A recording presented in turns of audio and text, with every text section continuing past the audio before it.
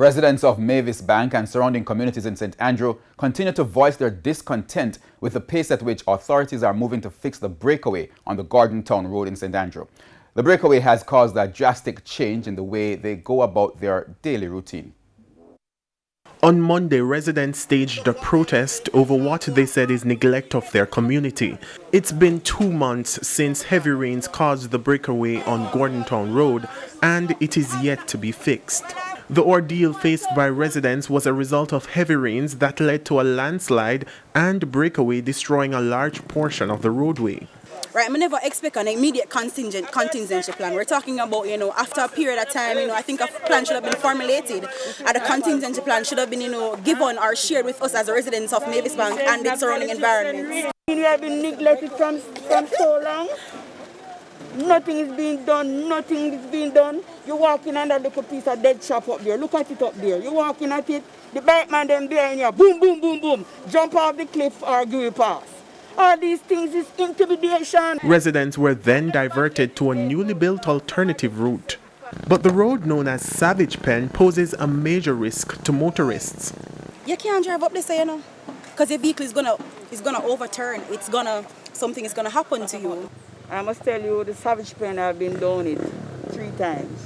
Not going up. I've been down on it once. I've been down on it 3 times. That is very steep. That is not really a thoroughfare or whatever be. That's a dead chop. Because when you're coming down, it's as if the back of the vehicle is going over like this. That's how steep it is. Added to their challenge is the higher travel costs they have been incurring.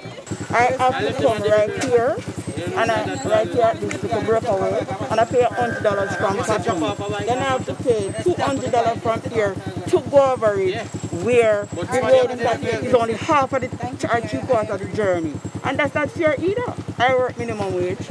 They are appealing to the government to revisit the area and speed up efforts to address the issue. On Friday, MP for St. Andrew East Rural Juliet Holness visited the area and provided an update on the plans to fix the roadway.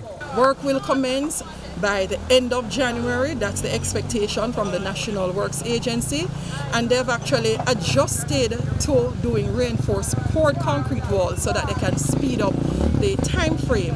The initial assessment was a 6-month project.